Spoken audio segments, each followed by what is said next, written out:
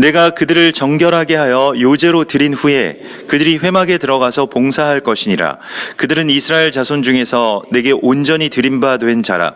이스라엘 자손 중 모든 초태생 곧 모든 처음 태어난 자 대신 내가 그들을 취하였나니, 이스라엘 자손 중에 처음 태어난 것은 사람이든지 짐승이든지 다 내게 속하였음은 내가 애굽 땅에서 모든 처음 태어난 자를 치던 날에 그들을 내게 구별하였음이라.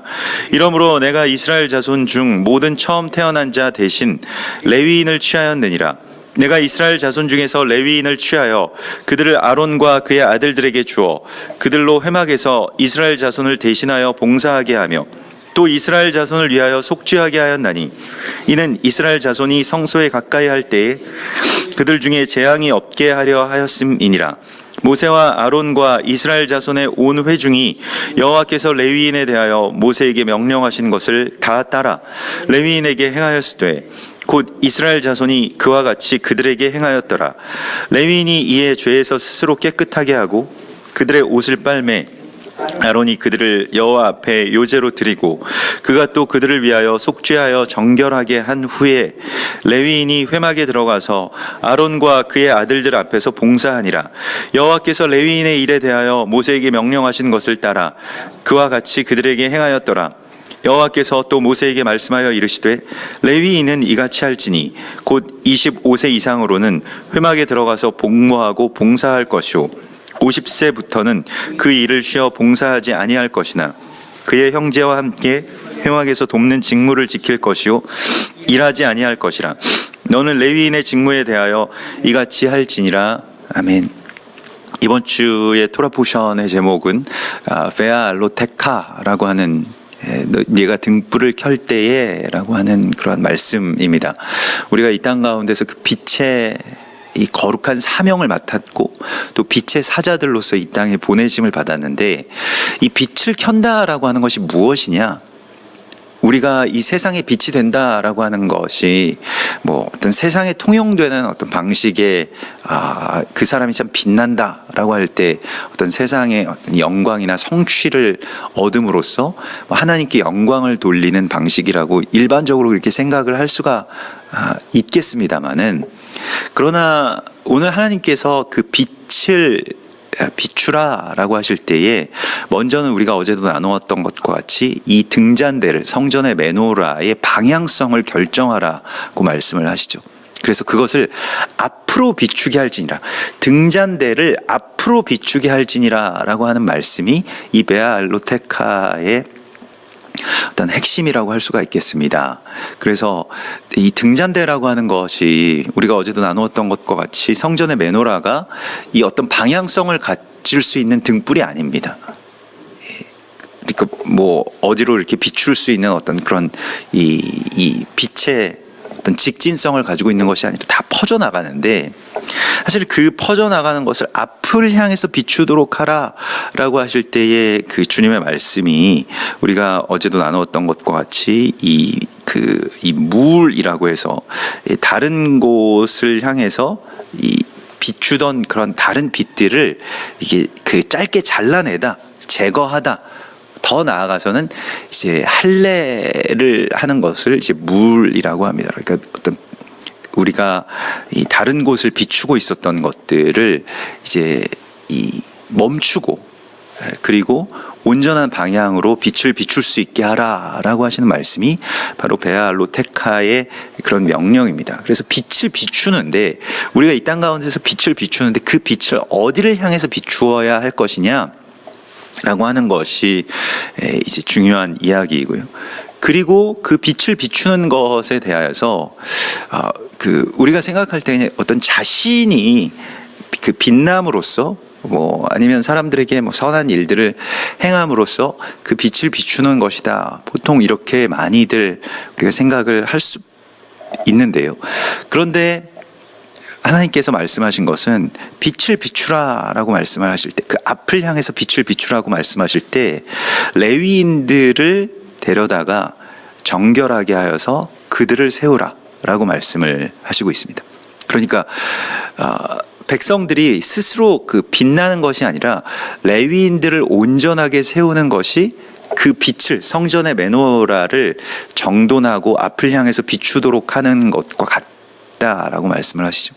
여러 가지 그림이 있을 수도 있고 이 불을 붙이고 또 그 불을 붙이는 어떤 그 그릇이다 보니까 여러 가지 그 불 때문에 생기는 뭐 그을음이라든지 아니면 뭐 다른 여러 가지 찌꺼기라든지 그 당시에 뭐 거룩한 관유는 그 찌꺼기가 있으면 안 되지만은 그래도 오랫동안 이렇게 사용하다 보면 여러 가지 그러한 일들이 생길 것입니다. 근데 그것을 이제 정돈하고 또 그 불빛을 잘 가지런히 그 앞을 향해서 비추도록 해야 되는 사명이 이제 레위인들에게 있고 또 그 제사장들이 그 매일 아침 또 매일 저녁으로 들어가서 그 불을 지키고 관리하는 자들이었는데요. 성소의 불과 그 제단의 그러한 그 메노라를 온전하게 지켜야 되는 사명이 있는데 이게 무엇이냐?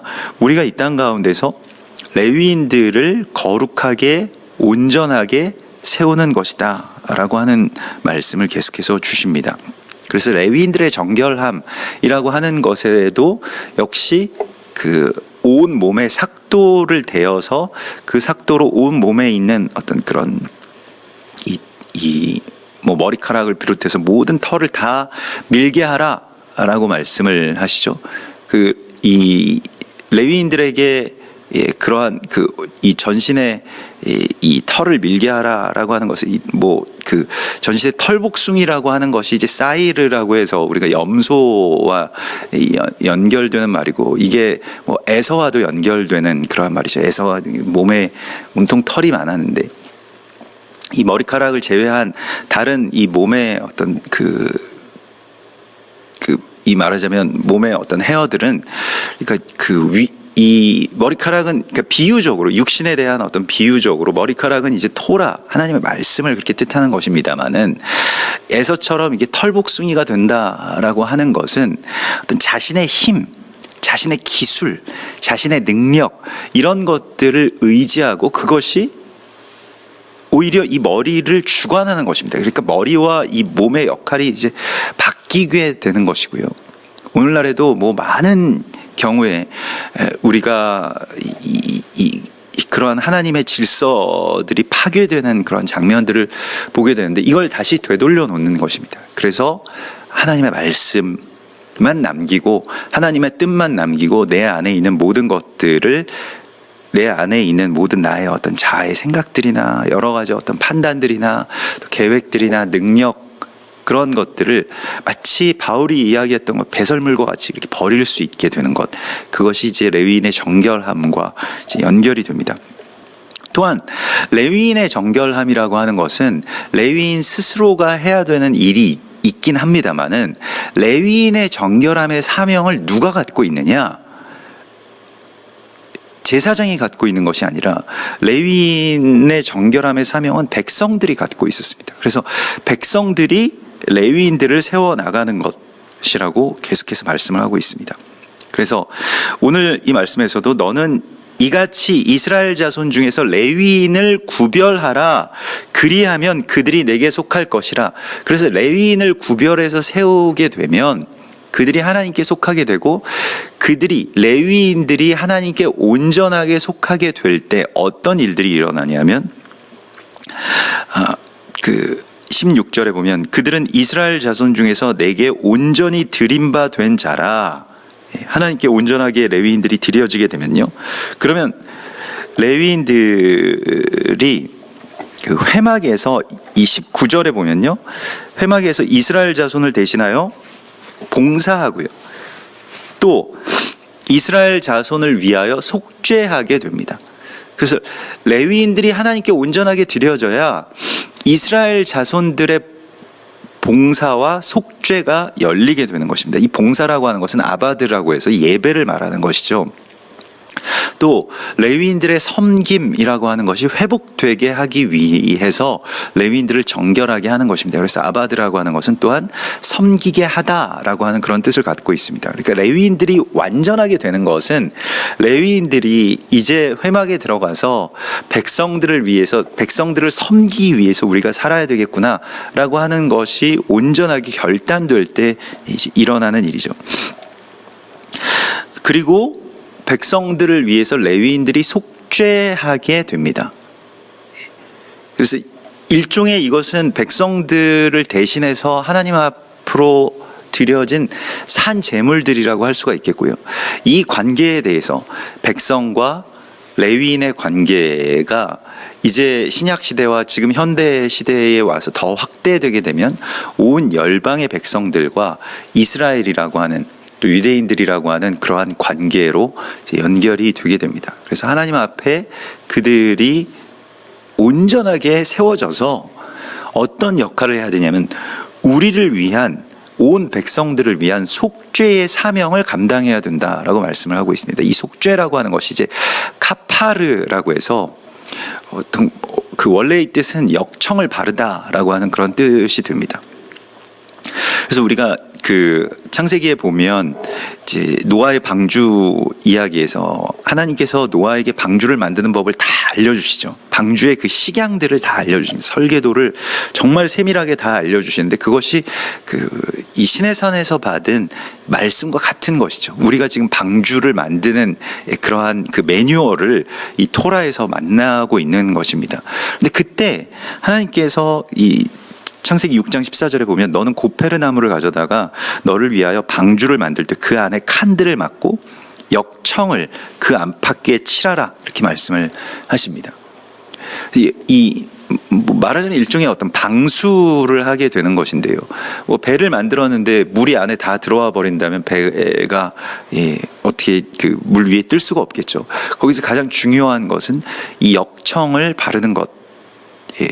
고페르 나무에 역청을 바르라고 말씀하시는데 이것이 이제 카파르이고, 이 카파르를 속죄라고 이야기를 하는 것입니다. 그래서 속죄라고 하는 것은 무엇이냐?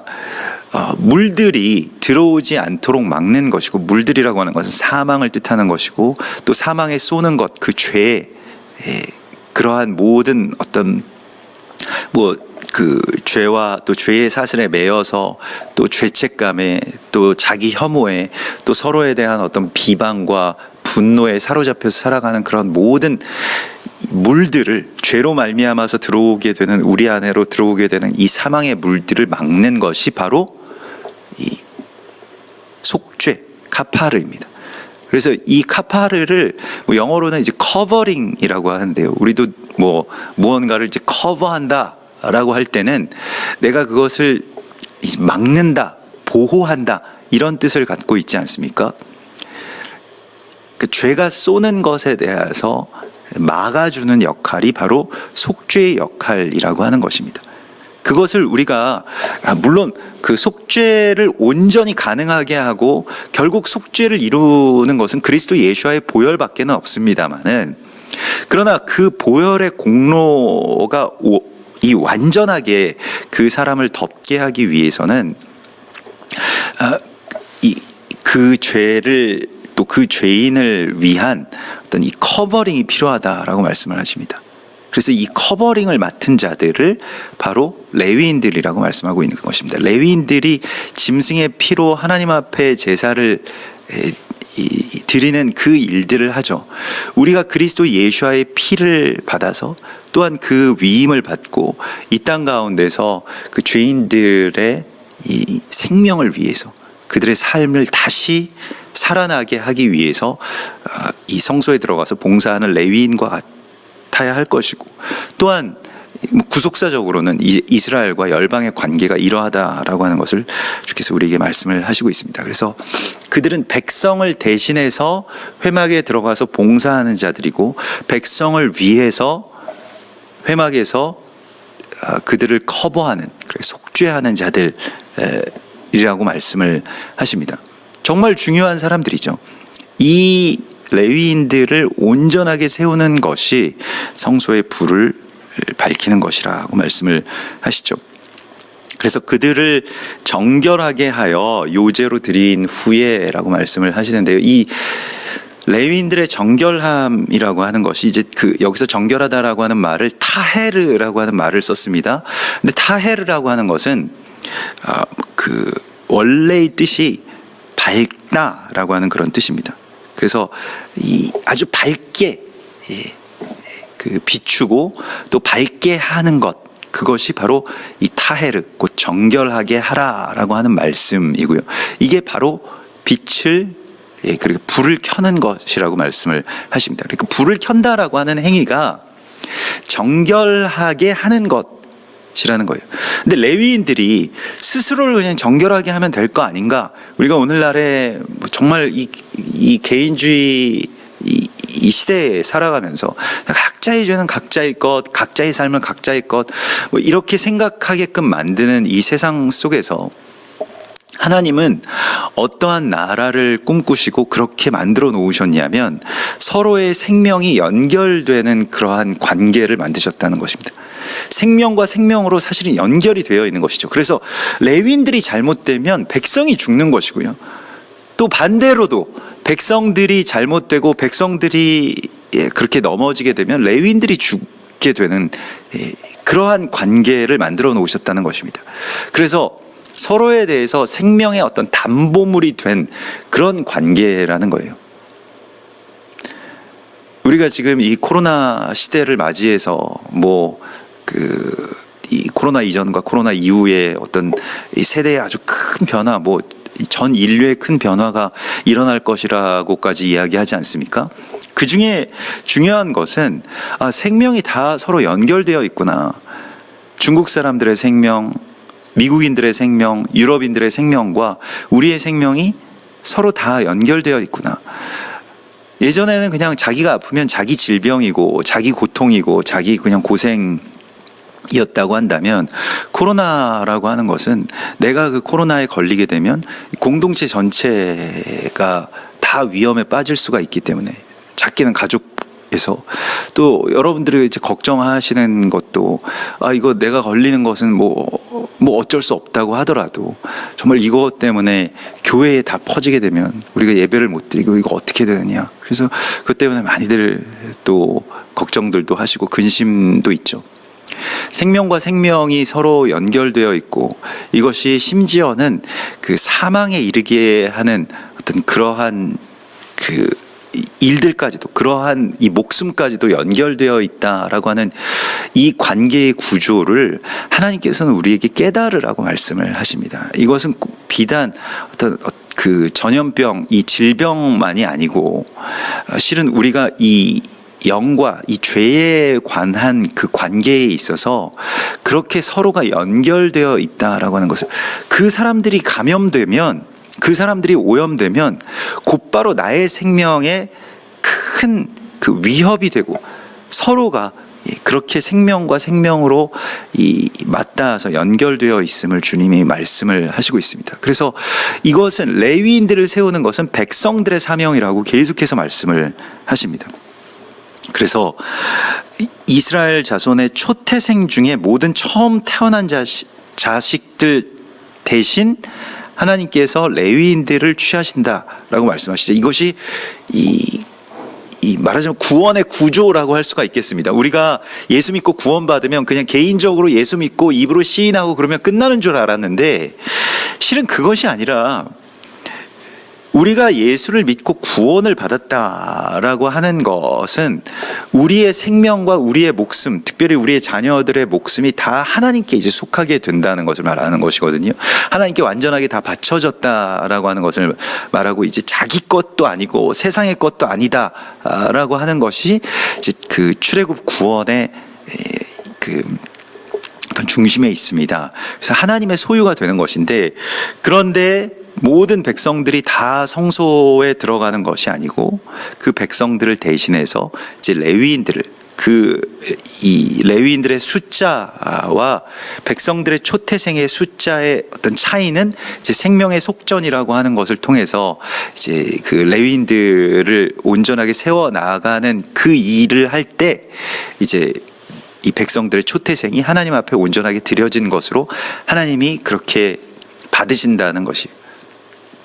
그래서 우리가 이 값을 주고 사신 바 되었으니 너희는 이제 빛의 자녀들과 같이 행하라고 말씀을 하시는 하나님의 말씀 속에서 이 레위인들을 온전하게 세우는, 온전히 하나님 앞에 드리게 되어서 우리의 초태생, 우리의 생명이 하나님 앞에 온전하게 드려진 것과 또 특별히 우리의 초태생, 우리의 자식들을, 우리의 자녀들을 온전하게 살리는 것과 다 연결되어 있다라고 말씀을 하십니다. 우리는 이러한 연결성을 잘 알지 못했고 또 알더라도 잘 인정하지 못해 왔습니다. 그래서 이스라엘이 완악하게 된 것이 우리랑 무슨 상관이냐, 이스라엘이 완악하게 돼서 넘어지게 되고 그들이 멸망하게 된 것이 우리와 무슨 상관이냐, 우리가 이렇게 생각하고 아무런 그런 관련성도 연결짓지 않은 채로 이제껏 예수를 믿어왔고 또 그렇게 신학이 계속해서 이때까지 그 길을 걸어왔죠. 그러나 이스라엘과 이 열방은 그 생명으로 연결되어 있는 관계이고 그들이 먼저 하나님 앞에 베어져서 산 제물로 드려지게 될 때 교회가 세워지게 되고 열방에 복음이 전파되게 된 것처럼 마지막 때에는 하나님의 시간, 지금 우리 앞에 열리고 있는 이 주님의 시간 속에서는 이스라엘을 받아들이는 것이, 그러니까 그들의 넘어짐이 너희의 풍성함이 되며, 그러나 그들이 다시 살아나고 그들을 받아들이는 것은 그 죽은 자가 다시 살아나는 것이 아니고 무엇이겠느냐. 로마서 11장은 우리 가운데 그렇게 증거하고 있죠. 그래서 이스라엘을 다시 세우는 것, 이스라엘을 다시 받아들이는 것, 그것은 1차적으로는 우리의 자녀들의 생명과 연결되어 있다라고 말씀을 하고 있습니다. 그러니까 이 세대를 다시 세우고 다시 연결시키고, 그래서 우리가 다음 세대에 대해서 정말로 마음도 품고 기도도 하고 어떻게 하면 교육을 잘 시킬 수 있을까, 어떻게 하면 이 아이들을 온전하게 신앙 가운데서 또 하나님의 그러한 이 거룩한 자녀들로 세워나갈 수 있을까라고 하는 것을 우리가 생각을 합니다만은, 그러나 그 자녀들의 생명의 어떤 1차적인 그 상태와 1차적인 생명의 이야기는 레위인들과 연결되어 있다는 거예요. 레위인들을 세워야 자녀들의 생명을 살릴 수 있다라고 하는 것입니다. 그러니까 우리의 자녀들의 생명에 대해서 또 그 건강에 대해서 그 생활에 대해서 내가 마음을 쓰는 것과 같이 레위인들에 대하여서도 그렇게 해야 됨을 주님께서 말씀을 하시고 있습니다. 그러니까 오히려 백성들은 레위인들을 그렇게 온전하게 세우게 되면 자녀들은 하나님께서 책임져 주시는 어떤 이런 관계로 만들어 놓으셨다는 것입니다. 그래서 우리가 다음 세대 이러한 것에 대해서 많이 관심을 기울이고 여러 어떤 방법론들과 또 어떤 이론들과 어떤 툴들을 가지고 와서 이러한 모든 일들을 가능케 할 수 있다라고 이야기를 합니다만은,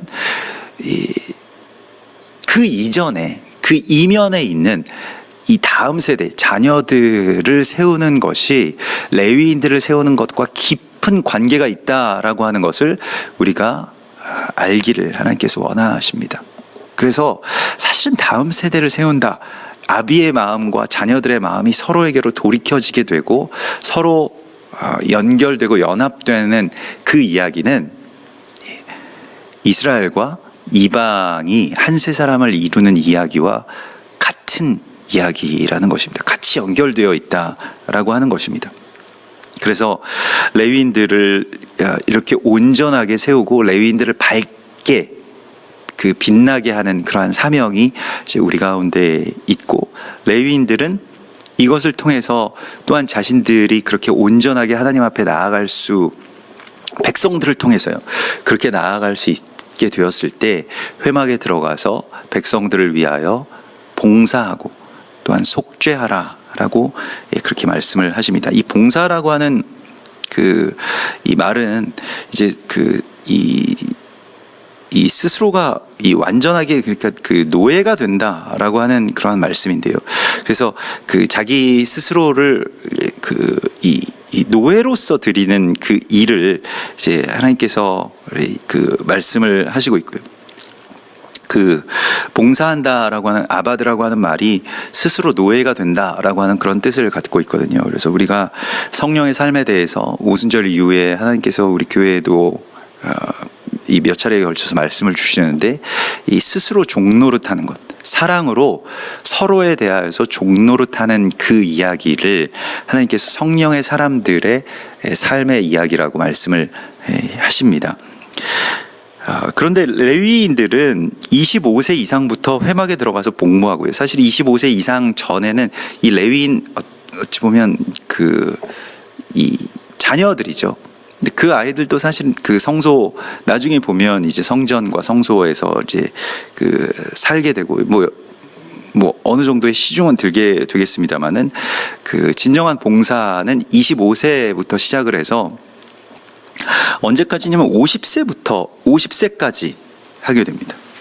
그래서 레위인들은 은퇴가 굉장히 빠르죠. 사실 그 당시에는 이 이스라엘 백성들이 뭐 일반적으로 한 120세 이상 뭐 더 오래 사는 사람들도 있었기 때문에 거기서 이제 50세라고 하면 우리로서는 정말 창창한, 뭐 지금도 마찬가지입니다만 지금도 50세 정도 되면 뭐 가장 뭐 이 삶에 있어서 이 뭐 완숙하고 또 창창한 그런 시기라고도 할 수가 있겠는데 50세가 되면 이제 그 일을 쉬어서 봉사하지 아니할 것이나 이렇게 되어 있습니다. 그래서 50세에 왜 25세부터 50세까지 짧은 시간을 드리느냐, 뭐 여기에 대해서 여러 가지 이야기가 있을 수 있겠습니다만은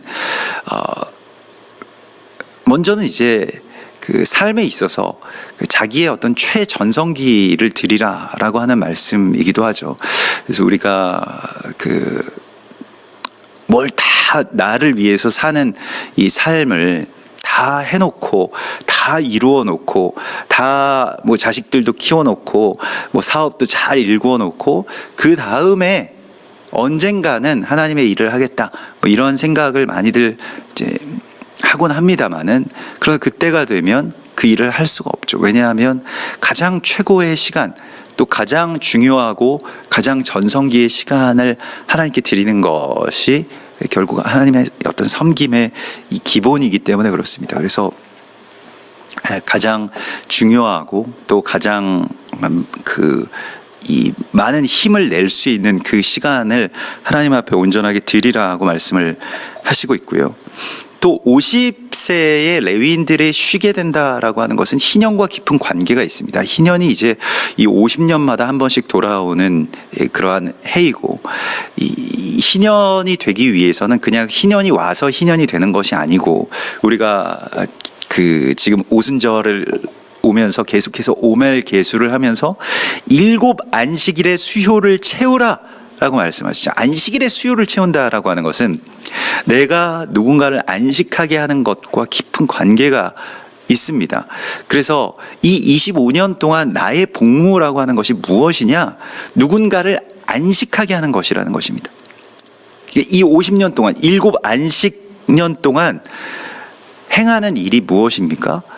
안식을 하게 한 수요를 채우라는 것입니다. 그러니까 안식일의 수요를 우리가 어떻게 채우느냐? 나만 쉰다고 되는 것이 아니라, 그래서 7 안식일의 수요를 채우라고 말씀을 하시면서 너는 밭 모퉁이에 모든 곡식을 베지 말고 남겨두어서 가난한 자들과 고아들, 과부들이 먹을 수 있도록 하라 라고 하시는 말씀이죠. 그것이 안식의 수요를 채우는 이야기이고, 레위인들의 봉사라고 하는 것이 백성들의 안위, 백성들의 샤밧, 백성들의 안식을 위해서 그들의 삶을 드리는 것이었다라고 하는 것을 분명히 말씀을 하고 있습니다. 그래서 50년째 해부터는 이제 레위인들은 쉬게 되는데, 그런데 그냥 쉬는 것이 아니라 26절 오늘 마지막 절에서 보면 그의 형제와 함께 회막에서 돕는 직무를 하게 됩니다. 그러니까 이건 완전한 은퇴라고 하기는 좀 그렇고요. 정식으로 레위인들의 어떤 이 직임을 맡아서 하지는 않지만 그 다음부터는 이제 돕는 일들을 하게 된다라고 말씀을 하고 있습니다.